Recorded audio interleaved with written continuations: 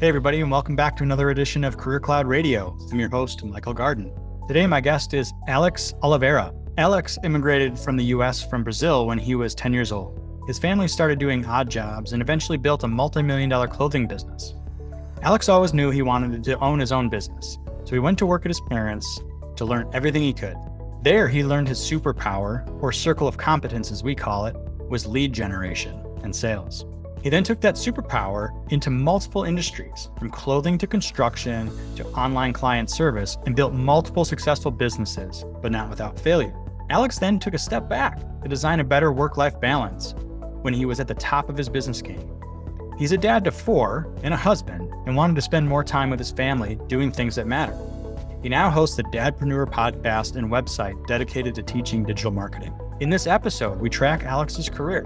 We discuss how he found his superpower and how he leveraged that power to make leaps into completely different industries.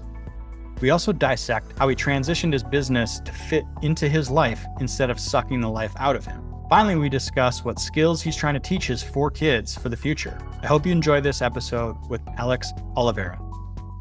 Alex, welcome to the show. So glad to have you.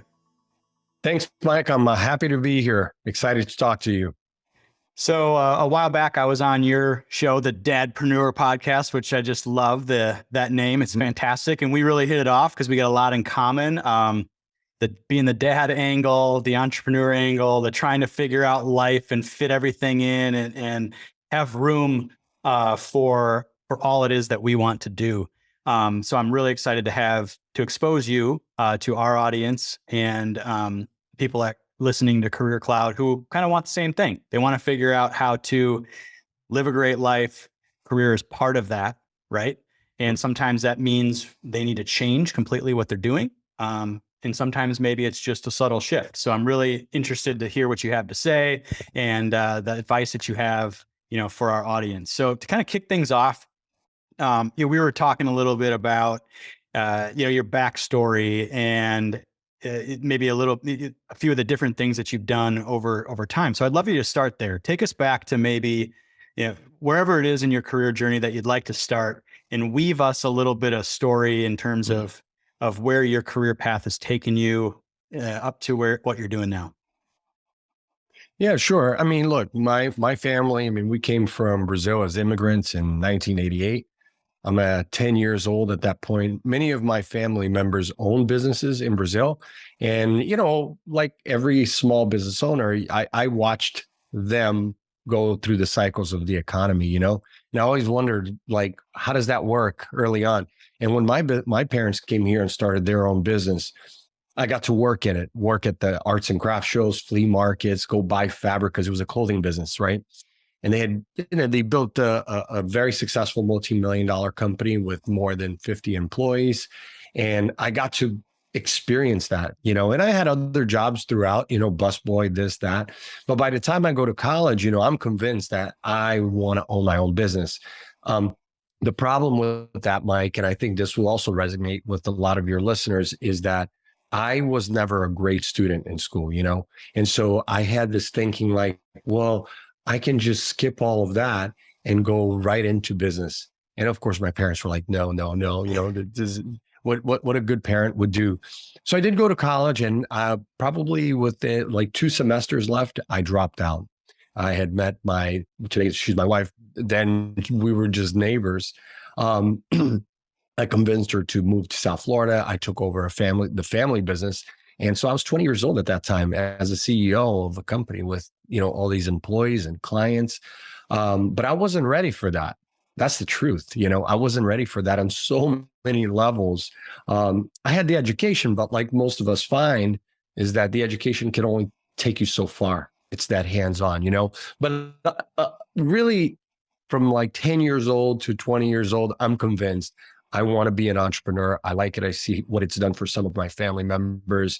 And I think the biggest thing was I saw them grow their wealth, but also have the freedom. Now, of course, like most people in the real world, you only see what happens in front of you. You don't know what's happening in the background. But most of us that have ran our own businesses, you find out very quickly that there's a lot of challenges, And so I found that out early in my career.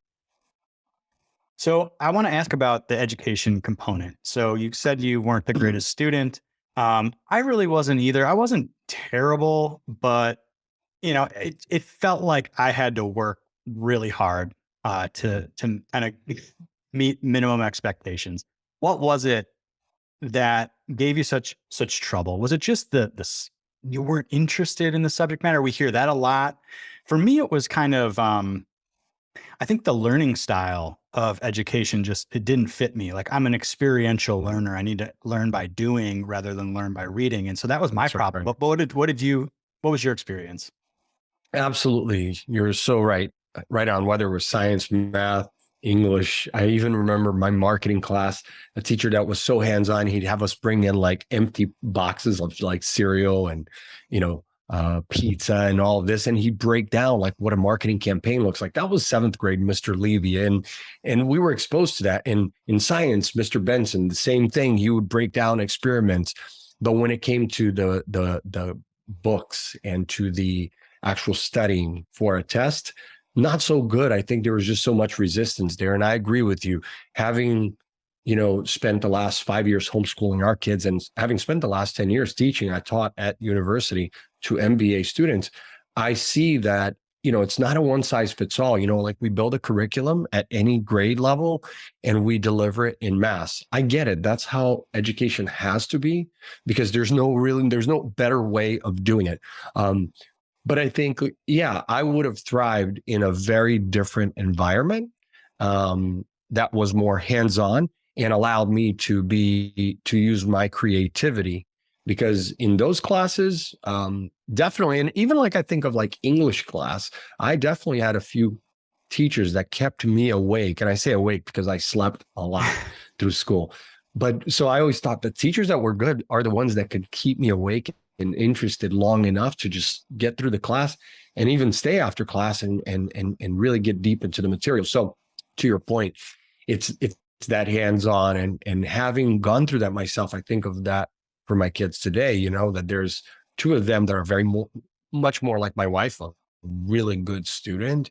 And then two are more like me, which are kind of like all over the place, which is not a bad thing, right? It's just, you have to know how to deliver the curriculum to them. And I know, because listen, I teach businesses and marketers courses on lead generation, Mike. It is really difficult. Sometimes I can go in a room. I love the rooms with like 5-10 people. When you go in a room with like hundreds of people and you're doing, a presentation on marketing or lead gen, and let's say if most of the business people, there aren't marketing folks, it kind of goes over their head, right? You're talking SEO, you're talking content, all of this. There's different learning styles. So you try to interact a little bit with this one, with that one, but then this one is more of a visual learner. This one is more of I just want to read and get through step by step. And then maybe they come back and give me feedback. Go, Alex, actually, you didn't have enough steps in that one particular experiment. And I'm like, oh my God. It just, again, proves to me that whether it was me, whether it's my kids or even successful business people, we all have different learning styles. Yeah, that's so true. And I think as I get older and I think about my career progression, I feel like it's all about learning. When you come out of, when a prototypical person comes out of college, they may have an idea of what they want to do or their area of study or something, but, the vast majority of us change jobs and even 10 times before you're 40, like, you see these statistics, and that's learning, right? That's being out there in the marketplace, having some experience doing a certain job and figuring out that that's not your life purpose and not what you want to do. So, Mhm. yeah. And so matching, your learning style throughout your career and building on that is so important. And a big part of it too is learning like who you are and how you react in situations and what you like. And more importantly, what you don't like, what you want, what you don't want. And so we're going to get into that a little bit in a second when we talk about how you transitioned, from the growth business to sort of, your lifestyle today. So I'm going to tease that, but I'm interested in you talked about how you were running your family business and you didn't, you may not have had the right skill set at the time. Mhm. What was missing? How did you acquire it? And then how did you sort of transform into what you're doing, today, away from that business into, the world of kind of online marketing and lead generation? Mhm. Yeah. Great question. I mean, what was missing? I would say number one was understanding financials. And I know that's boring. And it was always boring to me. I was always great at budgets, at doing sales and making sure that I could hit a profit target. But those are like very basic level, right? But when you get into like cash flow and, taxes and all, it was not my thing, right? And so you say, okay, great. I've got this company here. We're doing millions in sales. That's what I have an accountant for. That's what I have the bookkeeper for. So I'm going to be involved as little as I can. Share the report with me once a week. We'll go through it. Everything is good on target. So that was my first mistake. And by the way, I made that mistake not only in that business, but in the following business, which was a construction company that I started with my uncle. I spent 6 years building that company, and I never took the time to get really good at financials, Mike. And it's not that I was spending frivolous like that. That's not it. It wasn't even the lifestyle. I didn't want to take the time to manage the money. I just wanted to have the success, growth, see sales, manage employees, develop product, right? Make sure the customers were happy. And so that was my idea of being a CEO for me, anyways. And it was very painful, right? Because really, from the family business to the construction business, which I transitioned because of the marketing skills that I had, marketing and sales, really, because back you're talking early 2000s, there's very little online happening, right? As far as like SEO, pay-per-click, lead gen. But it was the marketing. And so I got together with my uncle. He said, look, you don't have all the experience. I don't have all the experience, but he was a carpenter, a really great one. And I said, but we can take this business to the next level. And we did. Like first year, we did 700,000 and change in sales. Then second year, we did like 1 point something. And it just kept growing. Then I bought him out because you start to butt heads with some family members, and he was just a craftsman. He didn't care about growing. I was like, I want to grow and take over and put trucks out in the road, buy millions of dollars in inventory, right? He's like, whoa, slow down. I want to be a craftsman, And so, but for me, it was the marketing. The way I made it succeed was I could generate enough leads to continuously put on a new sales guy. Like every couple of months, I would add a new salesperson to a different territory.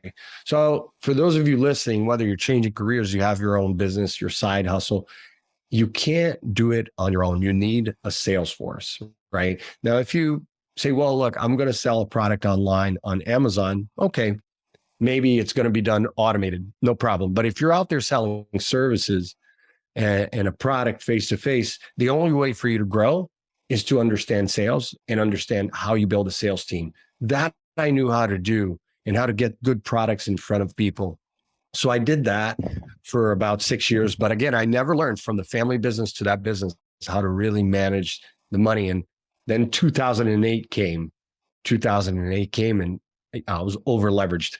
We had, flipped so many homes. We had this business, another business in Brazil. And so when business dried up, as it did for just so many people, right? And contracts just went away. We were sitting there going, oh man, what now? So you try to cut some fat out of the expenses. You try to cut some positions that are critical. And you find that it doesn't matter in 2008, 2009, when people were not spending, right? They were not spending. So we had to cut advertisement. We're spending thousands of dollars every week on ads on radio, TV, print, online, you name it. So you cut all that, which is kind of counterintuitive as a marketer. I know in marketing, we'll say, oh, when times are bad, you accelerate marketing. And that's kind of a BS, to be honest. That's not entirely true. Because what I found in the last 20 years is that when times get tough, the economy gets tough, if you have a good customer base, that's where you put your efforts into making sure that the customers that you have continue to come back. It's a lot less expensive than it is to just keep throwing marketing dollars to tell the world like, hey, we know everybody's doing terribly financially, but we're here and I'm ready to give my stuff away, which I never wanted to be in that business. Both in the family and the construction business, quality was key. I wanted a customer that is, discriminating and wants the best quality, not price. I never liked competing on price. As a matter of fact, right now my AC crapped out. And this past week, we've done a project with the kids. It's almost like a home ec project where we're identifying how you find, a contractor, vendors online and through referrals, how you call them, how you email them, and then get them out here, get the estimate, compare. And again, we're explaining that it's not just price that matters. There's all these other elements that matter before you choose that one. So, so that takes me to 2009. And then at that point, Mike, is really where I said, now I really want to focus on my superpower, which I fell into, which was marketing and lead generation online. So that's kind of where I made that big push from owning my own businesses and saying, okay, now I want to go do marketing for other companies and help them grow. And so, that's what I've been doing for the last 12 years now. Well, I want to drill down into something important that I talk about a lot with our audience and with clients when I do coaching is this idea of, I call it circle of competence, right? Understanding what you are good at and what you're not good at, sort of where the edge of that circle is, the stuff that you know. Because I think some people listening to your story would be like, well, how did this guy go from running a clothing store to a construction company, now to an online lead gen company? Like, what the heck? And you kind of just dialed in on it, which is you knew what your superpower was, your circle of competence. You had an aptitude and affinity for marketing and lead generation and sales. So I want to ask how you figured that out, that was your superpower. Yeah. I mean, not to sound like everyone else, but honestly, I was always passionate about that from the beginning. Okay. So I'll give you an example. My kids will say the same thing. Everywhere I go, I want to talk to people. So I just want to talk to people and get to know people. And recently we had a thing going on here in our town where it took the community coming together to oppose a large construction project, right? And it meant that we had to get them involved in civics, right? Go talk to the mayor, go talk to the police chief, go talk to the fire, go talk to the stakeholders, everyone, go talk to the media. We reached out to the media, TV, radio. I mean, do the whole nine and say, like, we oppose this. And then what we did was we printed out like 5,000 flyers. And this past weekend, I spent a good chunk of my weekend going door to door. I don't need to do that, Mike. We actually have other properties we can live at.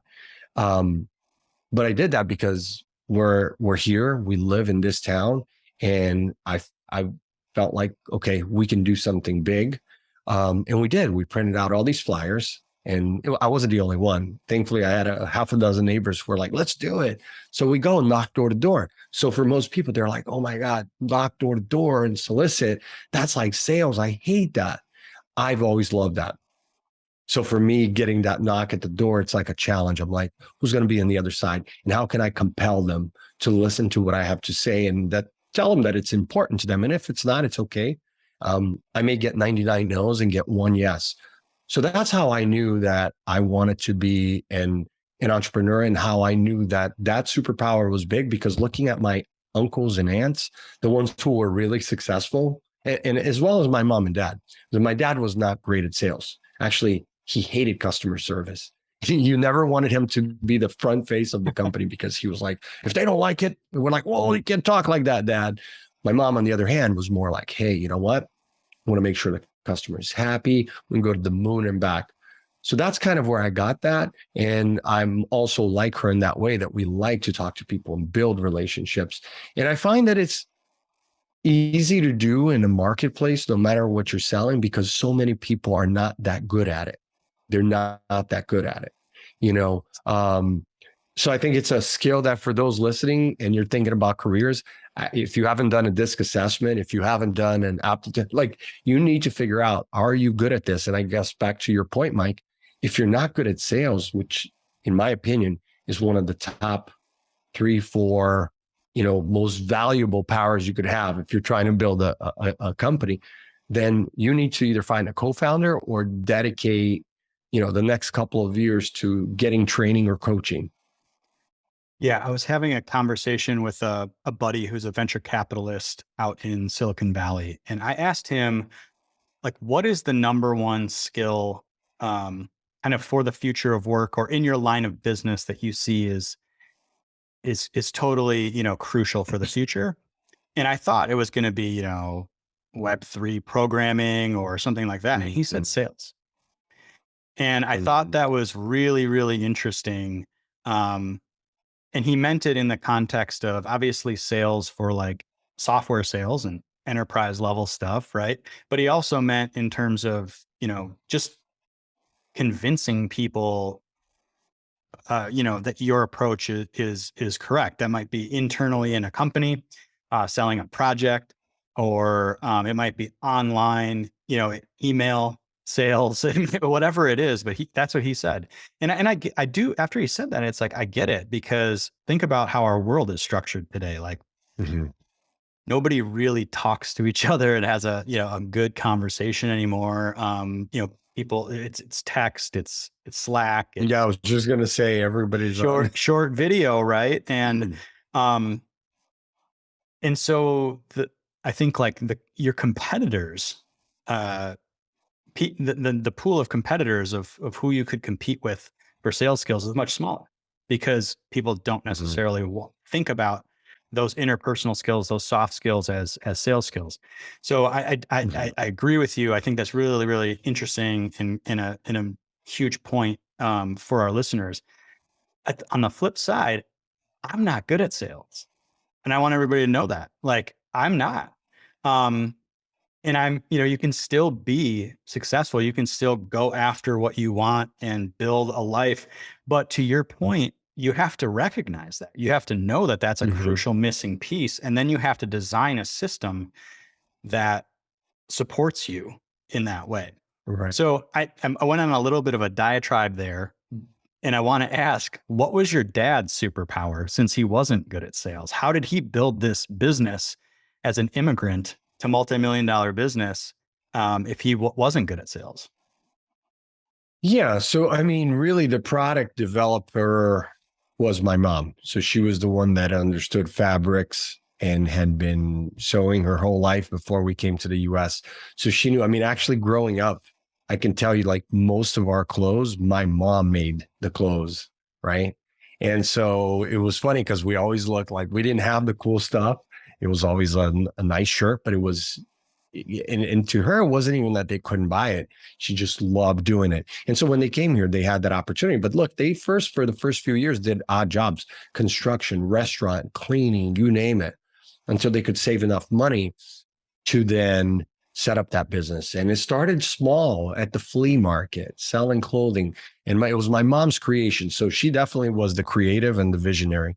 And my dad really was the one who could, do the infrastructure, right? Go build the store and the booths and get out there. But he was not good at sales. And my mom would do both, right? Until she could get big enough that she would have sales people in the organization. But for him, like I said, he was good at a lot of those things, but I can tell you his career in Brazil, his profession he was a welder.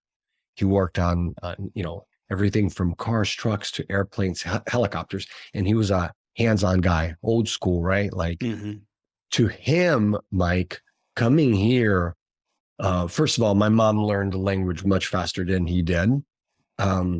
But also going to what he saw as not really a career or a job or a type of company that it was for a man to do. He was very old school like that, So he never really, when you ask what his superpower is, it was that. It was welding and building things. And he ended up doing that. When him and my mom divorced in 94, he went back to Brazil. And interestingly enough, he went back to my grandpa's old shop that had been there since like early 1900s. My grandpa was a gunsmith. And so he took over the shop, everything exactly as it was when I was a kid. I'd go back, and that's what he was doing. He wanted to, work with his hands.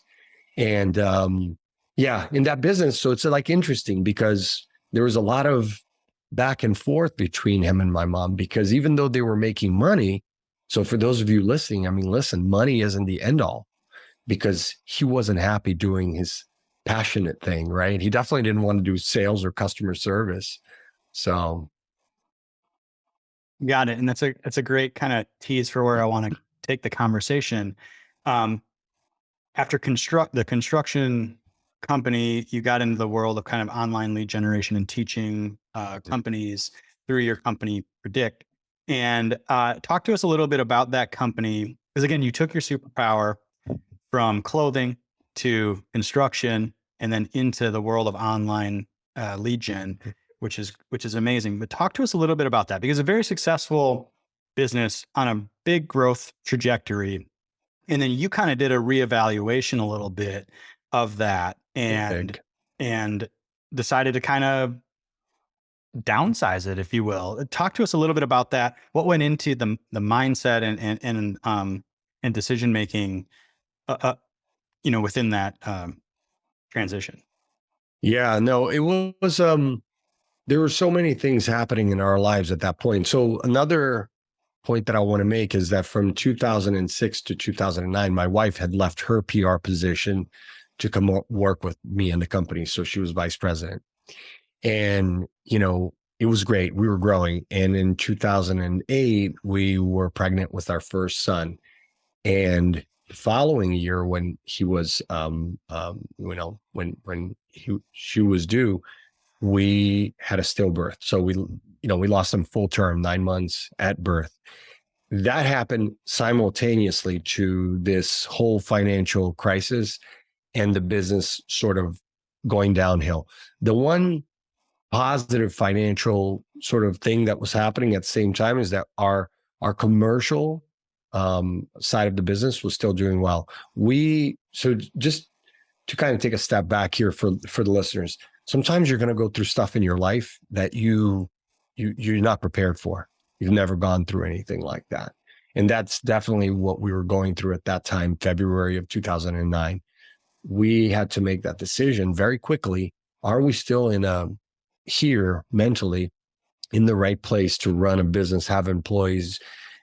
We weren't, Mike, right? So we made that decision that like for that and so many others, it would be better if we just sold the business, stepped away. And the retail side, because we had a retail store, that was worth nothing. So it sucks to look at. It was a brand new building. We built it. We retrofitted. We put a brand new air conditioning, lighting. I remember we spent a big chunk of money, right? We had forklifts, trucks. Just the whole gamut, right? And we had to not be emotional about that. And it was, to be frank, it was easy because we had this loss, right? And so you kind of put things in perspective and you go, none of it matters. So we just, we didn't walk away, but we sold, shut down, sold what we could, what we couldn't. And I said, let's just get in the car and go out west. And that's what we did. We went out all the way to Grand Canyon. That sort of was our destination, go everywhere between Florida and there. And we did that for like 3 weeks just to get away. And it was great because we needed each other, right? And so we both came back and go, okay, now we don't have a business. What do we do next? Do we start another business? We looked at franchises. We were thinking of franchises, but we were still not there here, right? And so we look at it and I said, I haven't worked for anyone in at that point, 10 years. I'm going to go and look for the right opportunity as a consultant. And I actually ended up finding a position with Home Depot, with one of their subsidiaries. I had never worked for a large corporation, so it was definitely a culture shock. And I did that for 9 months, 9 months as a contract. And it was great because it's very different when you have a ton of bosses above you and you're not the one responsible for everything. Now I had over 100 people that I managed in the Southeast market, but it definitely didn't feel like the same weight of running my own business with everything that we were going through. And I did that for a year. And then after that, I just came right back into lead gen and online and was able to find our first big client. And then it was like, okay, now we're back at it. This is what I'm going to do. So I'm going to help other businesses do it right. Because even in those days, like 2008, 2009, smartphone now had been at that point around for 4 years. You're starting to see a lot of like marketing agencies and consultants charging crazy amounts of money for like nothing, Mike. It was so it wasn't that hard to look at something and say, wait, this doesn't cost this much. Why do they charge that? But we didn't go initially to small businesses. My goal was, let's go to big companies, right? And so we did. We found big clients, Ford, Allstate, and many others in the construction industry. So that supported the business. That's also something that some of the listeners, if they're starting their own business, you have to decide, like, do you want to work, if you're doing B2B, do you want to work with a small mom and pop shop, which is nice, it feels good, or that solopreneur, or do you want to work with an established company? And both have advantages and disadvantages. But from my experience, the best way to get started is with bigger companies that can actually, support you as you take off. And then once we had been supported years into it, then we turned our attention to SMBs. But it was, it definitely, it feels like a time in our lives where I'm always reminded of it here, because it goes back to what we talked about earlier. I took too many risks. I didn't have the financial power to put things into perspective. But it wouldn't have mattered either way. As I said, we were dealing with a loss, which was much, much bigger. So A couple things stand out to me that I just want to highlight real quick for our reader or our listeners. Number one, a lot of people think that career change, either from necessity or on purpose, is risky. And one of the ways that I always talk about managing that transition is, okay, first knowing, your superpower, right? So you had your marketing skills, and what you did in that period of time of transition is you were a consultant, right? Using those skills. Mm-hmm. And you use those skills to get a client and figure out some income for a period of time while you figured other things out. Everybody, that's called freelancing. If you're working in a company right now and you're getting paid for some skill, right? All you have to do is go find one client that's going to pay you to do that work. And you're a freelancer. Mm-hmm. And you can dial that up or down in order to create runway for you to either figure something out, learn something, or create a side hustle or whatever it is. So that's such a key thing. You don't have to go put up a website. You don't have to go have a business, right? Like, you just need some skills. You need to know them. You need to know how to go communicate with people and, charge money for your work and do good work. Mm-hmm.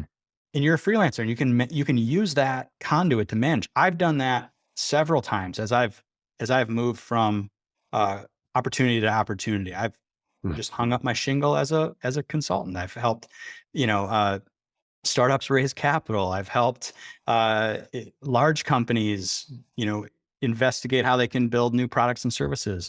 So it's a skill, and it's a thing that helps you, one, become more resilient, because you can now flex in and out, and you can moonlight, and you can supplement income. And it helps you be more resilient, because in these times where downsizing is happening, or, whatever might come through the corporate pipeline, right? The reality is we can lose our jobs at any moment. And to be able to fall back on that skill set, and that's where networking comes in too, right? Like, understanding who your client base is, keeping that fresh, and not just reaching out to people when, you're in desperation. So you used all of that. You used that playbook to kind of manage through that, which is really interesting. You hit Go it. ahead. You hit it on the head. I mean, those transitions each time, Mike, you're so right, had to do with my network. Because in each one of those, it wasn't like I just woke up, threw some money at it and went, wow. It was connections, connections after connections. I mean, I hit up every friend, every family member, every past associate in all those situations and said, hey, guess what? This is what I'm doing. If you know anybody says these keywords, send them my way. I'm going to make sure I take care of you. And of course, most people tell you, hey, I don't want anything. I'm happy to cheer you on. So I so agree with you. A trend that I'm seeing, I don't know if you're seeing this on LinkedIn, and there's a company that just laid off a bunch of people yesterday. I mean, it's happening every week now, right? But what I'm seeing this trend is with people on LinkedIn, professionals who just flat out write a long post and say, hey, my company just laid off 300 people. I'm one of them. And then they tell you their story.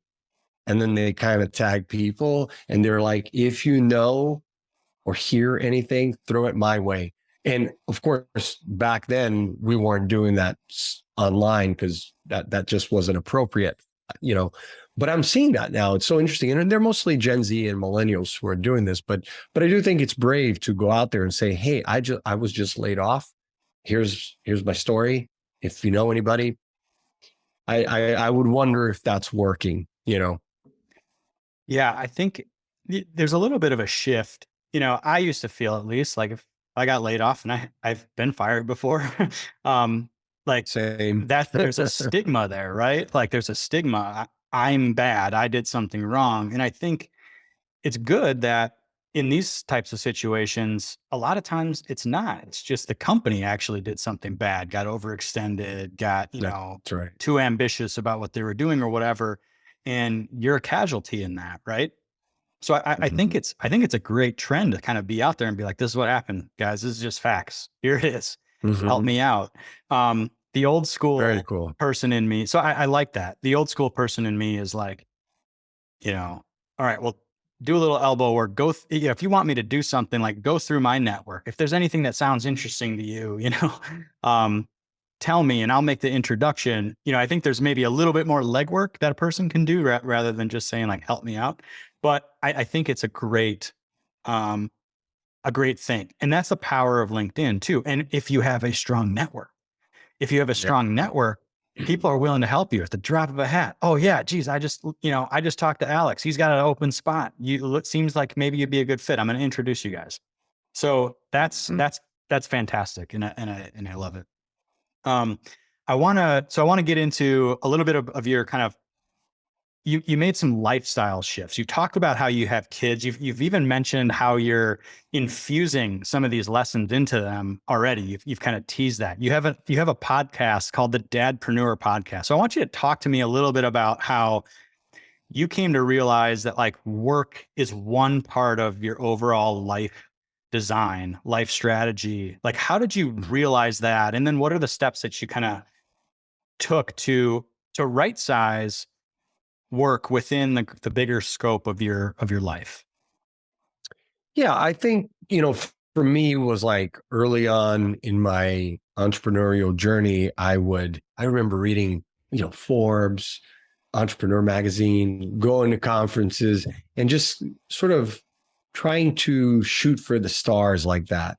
But very like, I would say very surface, very, so it was about the money, get big. And then I could change the lives of a ton of people in my family. And so it wasn't a bad dream because it made me work harder. But of course, like most people, when I had kids, that all kind of went out the window. And I found myself time and time again, as the company grew from 1 million to 2 million, it just kept growing. I didn't really get anything out of it. It was like, oh, great, we can afford more vacations and invest more money here and there. But it wasn't that I was looking for. What I was looking for was more time with the kids and my wife. And the opposite was happening. I was finding myself working in 2013, 14, 15. By the time I had my third, so we're talking 2015, I'm working 80, 90 hours a week, right? And it's not because I had to, because I had a team of 40 people at an office. and I had management. So there was structure there, but it's the workaholic in me, right? I felt like I needed to be there, not micromanaging, but just building with them, right? Building with them. And the product that we build, it's very people heavy, very, you need, it's very labor intensive. It's not just like pressing buttons to create strategies. AI can't do what we do at this point. So everything we've done, it takes people hours, it takes strategizing. And often when you go out and you get a big client, the big client wants you there. Like, great, you came highly recommended because you worked on this last campaign. I can't just give it to someone else, right? So I found myself staying in the business, until 7, 8, 9, 10 o'clock at night. And it was just like, okay, this is not the right lifestyle. And also living in South Florida, I shared this with you, Mike, when we spoke last, that market was just getting so big. We found ourselves, doing the same thing that everybody's doing, taking the kids to this thing, to soccer, to this, to dance, go to school. It's like, okay, so you're spending like 2 hours a day driving, just bouncing around town, me and my wife. The business is doing well. Wow, that's not at all the dream I had. The dream I had was like to have like room in the backyard for them to, move around and not spend so much time in traffic. So it really started with that conversation about spending less time at the office and more time with the family, and then B, less time in traffic. Because I was spending so much time bouncing from Miami to West Palm in that whole market. So that was it. I mean, I had to make a change. I went back to my team and said, by next year, when our 5-year lease was up in this office, we are going to change this business to fully remote, not hybrid, fully remote. Like, the money that we're spending on this building that could go to you guys, right? We could change this. Everybody will benefit from it. So I had some people that liked that idea, and I had some other people, believe it or not, even in IT, who did not like that idea, and said, no, I like being at the office. I can't work from home. And that was 2016. So we did that. We made a change. And then some came with us, some moved on, but it's worked out for us. In the last 6 years, it's made a huge difference. And it's no secret to anyone listening that when COVID hit in 2020, that's where we've experienced the biggest benefits of having had the experience of doing that for 3 years before that, using Zoom, using Slack, using all those channels that we had already been doing to communicate and get together every so often. So, but that's kind of where that came from, Mike. And I think that I had to let go of some of the other big dreams that weren't as important in the grand scheme of thing. You're thinking about like, man, if I'm laying on my dying bed, is it going to matter? Like, that my kids say, oh, my dad built this company with thousands of employees. That's not going to matter, right? At least to me anyways. And so I think it was a lot of that, like digging deep, doing some soul searching and going, the alternative is I still build wealth for them, but I have more freedom. And I'm not like tied down, and I can actually choose clients, because that's the other thing. All of us who have run businesses beyond, let's say, 20 employees, up to 20 employees. Okay. But when you get to like 40, 50, 60, every time, let's say you have a couple thousand clients, if a handful of big clients leave you, you are in this hurry to either, have a new line of business lined up, or go out and get more business because you've got 10 other employees who now are, kind of not as busy. And so it's always you're chasing, or you're trying to chase sales quarterly goals, so I don't have that pressure anymore. The sort of the purpose and the why is so different. And so when even a small business comes through our door, Mike, like I had a friend recently who reached out and said, hey, I moved to the Outer Banks in the Carolinas, and I, went for my passion. I quit my corporate job and I bought a cabinetry business. So they build kitchens, and it's been his life dream to work with wood. And here's an IT guy that was, doing really well financially, but also wanted to leave the South Florida area. And that's what he wanted to do.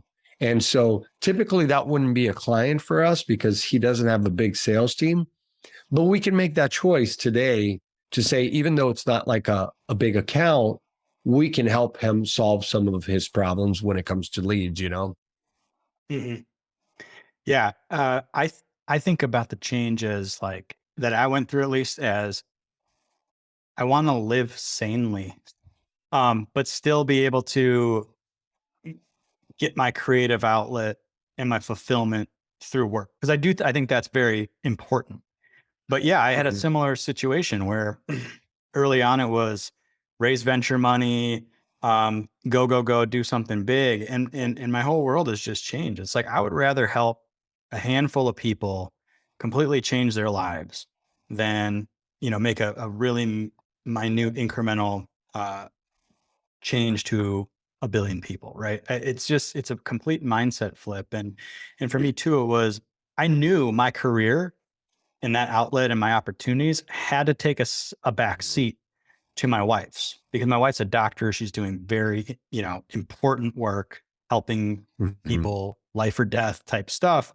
Um, Mhm. and, I had to design a life that allowed me to get that outlet, um, and to be the first call for anything having to do with kids, right? Like if something happened at school, like you know, I can be there. And so it was figuring out and thinking about how to put work inside my life rather than fitting my life Mhm. around work. So I love your story there. The last line of questioning I have, because I know our time's a little short, is about your kids. And I want everybody to tune into this because I know a lot of you maybe don't have kids, right? But I want to ask Alex about the types of first of all, you homeschool your kids. And so I want to ask Mhm. why. And then second, so answer why. And then second, I just want to understand like the types of things you are trying to teach them and instill them. And the reason I'm asking that question for everybody who's listening is Alex is a guy, an entrepreneur, and he's a guy that thinks about the future and the skills needed for the future, right? And so I think where he's telling us that he's putting his time and effort and his skin in the game in educating his kids, that should put a light bulb in your head about what maybe you should be doing or could be doing or things that you could be investigating with your time. So the first question was why homeschool, I think, and the second is what are you trying to teach and instill in your kids? Yeah, sure. I mean, I think it's, there were a lot of reasons, but frankly, where we lived, when Marjorie Stoneman Douglas happened, it was literally 5 miles from our house, right? So that shooting had a big impact in the whole community, right? Everybody remembers what they were doing in town. We all know first responders, people who it had a huge impact. So it hit close to home. And I thought, okay, well, that's a high school. Before you know it, my kid's going to be in high school. And no one can no one can guarantee that that's not going to happen in my kid's school. So that was the first thing. But I think coming to the realization is like, are we qualified to do it? Would they thrive? Would this be good for them? Like there's a whole line of questions that we had to answer and then have a plan B for it, because it was like, it all sounds very nice, but if we get into it and they fail or we fail, we're going to own it, meaning me and my wife, right? So we had to have this plan B to say, like, if they're not thriving, or if it's driving us crazy and we're not so good at it, what's plan B? Plan B is basically go back to it, which is what most people do. 50 million kids go to school every day in America, right? And most of them, yes, are safe. But that was the first thing, and it hit us really hard. And it was like a chemical reaction. It was like immediate, like, okay, done. When this school year is done, they're not going back, And that's the type of person I am. So it was that, and I think my wife also felt like, man, we could really give them a different journey in education that is in our heads, um, different. I'm not going to say better, because better is very like subjective, right? Whether you go to a public school or private school, what kind of programs they have. It's great for kids to learn from different people from all walks of life, to have their peers around them, right? So kind of like what you talked about your career, Mike, we had to design something that could be really great for them, which meant fusing, only so much virtual, a lot of, actual lecturing with them, but not just from us, but from other teachers. So we kind of fuse ours. I would call it more of a hybrid homeschool approach, in that we're not the only teachers. They don't do just virtual. We do have homeschool groups that we belong to, that they do art, PE. They're around other kids, which we feel like social is a very important component, right? And so there's a lot that we had to sort of check off that list, and it didn't get checked off on for a year or two. So it kind of like it's just like starting a business. You start and you're going, oh my God, when is this going to happen? When is that going to happen? COVID actually helped accelerate. So I'll tell you, just from our own experience, every platform for homeschool families out there prior to COVID, I would say the exception is maybe Khan Academy, but that's not really curriculum for school. That's more tutoring help. All the platforms in most states were not up to the standards, right? The actual curriculum delivering. When COVID happened, they were still kind of, trying to figure it out. But by last year, 2021, I can tell you the difference. And I have an appreciation for technology and software because that's the world I work in. It was like day and night. The videos, the tutorials, the level of interactive lectures and activities and experimentation, they did take it to another level. And we found actually that there were many teachers that moved from teaching in person to just teaching virtual. So, they get into a Zoom room and then they'll meet in person. So that's why we did it. And then here we are in our 5th year, and they're thriving. We're happy. It's definitely, I'm not going to say it's not challenging. For us, it is really quite a bit of work, but I think it's working right now. And we're always letting them know that if whatever changes in life, because we can't control everything, there's always a possibility that they go back to regular school, which offers a whole bunch of other stuff that we can't offer. And what we can offer is not offered in school either. Like, we go do these hands-on projects on a weekly basis that just doesn't exist. So yeah, so you can probably dial in their individual learning styles a little bit easier through homeschool because you just have more attention with them. And then, these projects. Sure. So, I mean, one that I'm really interested in is you told me on your podcast that you had your son intern for you. And I'm always trying to figure out how I can infuse entrepreneurial lessons in my kids. That's one of the reasons why we do Quote Book, our little side hustle Quote Book, kind of teach them how to build product and everything. We're using it. So awesome. That's great. That's fantastic. I love it. No, and so we really are. I actually usually put the note. Yeah. Go ahead. No, I actually usually will put, if I don't have it with me, we'll put the note in like our smartphone, and then we'll go and write it when we get a chance. So yeah, it's actually made us, It's exactly how I do it too. And people have asked me like, when are you going to do an app or whatever? And I'm like, I want it to be, an offline thing, but yeah, using the smartphones are great. So talk to me a little bit about the internship or at least the types of things from the entrepreneurial world that you were trying to instill in your kids, for the future. Yeah. For me, at the top of that list is communication. So the internship was like, hey, I'm going to pay you $8 an hour. Here's the type of work that you're going to do. Here's like the projects, what it's about. But really, I mean, as I shared with you, both years that he interned for me, he came in like for an interview dressed up, and he interviewed with me. He interviewed with my wife. We asked him the questions. I did do a disc profile. I mean, really explained everything. Then we gave them a background about our company, our clients, our vendors, where we're going, our strategic goals. Like, I gave him a bunch of TED Talks to watch. And then I said, okay, here are your projects, right? And a lot of the things are, seem simple until you get into it, but then it became more complex. I mean, listen, he was doing stuff as complex as uploading, actually writing a blog post, uploading it, putting all the meta descriptions, meta tags onto the Dadpreneur website. Mhm. And then, of course, you got to go back and fix a few things, but giving them the room to make those mistakes, take the chances and not feel like, oh my God, I can't, and have the appreciation for that, which is they can see with our employees, we're the same way in that no one is perfect. You do the project. Sometimes you screw up, fix it, never let it happen again, and then move on. But I think the biggest component, I think, was communication, whether it's verbal, email, or written, right? Because that's not a soft skill that they really teach in school. And then the other one would be the financial. Obviously, they earn the money. They get the check. They go deposit, and they can sort of have their budget for all their wishes, because they always got something on their list of something they want to buy. So I think there's that value, like, and he owned it too. He'll still say it like, yeah, I worked X amount of hours and I made this and I can buy that. And it's like, well, actually can't buy that yet because your financial advisor, me, is telling you that's not going to fit the budget just yet. So, and that definitely that I didn't have that experience growing up. I mean, mine was a little bit different.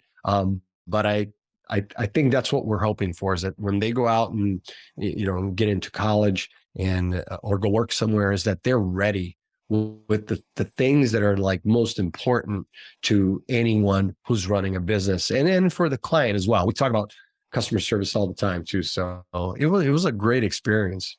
Yeah, he's getting exposure to how his dad earns a living. He's getting exposure to client management, service, how you think about investment decisions and spending money and hiring, and went through the whole hiring process, right? Like, I can't imagine how I would feel if I went into my first interview having already gone through that at 12 years old or something, right? I mean, that's unbelievably invaluable. I'm thinking about, the stuff that I'm trying to do is like get them to think about creativity in a structured way, right? Like coming up with ideas and how you sort of de-risk ideas. What are the components of a good idea? My kids are trying to do a YouTube channel right now.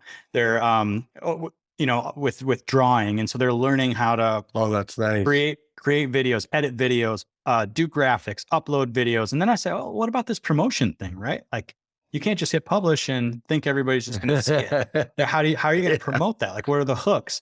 And so we're kind of going through that now, but I can't wait till next summer, because I'm definitely going to have my oldest intern for me, and he can learn all those skills as well. Like you said, the kids with computers, whether it's programming or not, they need to understand how to operate and work well with machines, because that stuff's all coming. And so I'm trying to prepare my kids that way, and then just use their creativity. Because again, my whole thing is, you don't need a job, you need a revenue source. And I want them to hit the ground running, saying, well, everybody's going to work for Goldman Sachs or whoever, but you know what I'm going to do? I'm going to choose myself in this situation, and I'm going to build, a business around my skills. And I think that is the way, even if they don't ultimately do that, to have that in their back pocket, that confidence to say, I can do this, I can build this.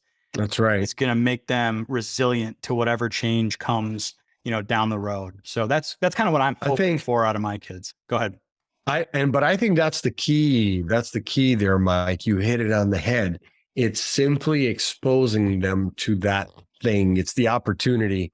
And then they'll, of course, take the opportunity. And then down the road, it's literally that, having alternatives and having the options that most won't, because most will feel like, oh man, I'm at a job, my boss is no good, I'm not growing, I got to stick it out here because I don't have a plan B or plan C, and a plan B, while might be okay for a side hustle, like, you do Grubhub or Uber or something like that. For a lot of college kids, they do that.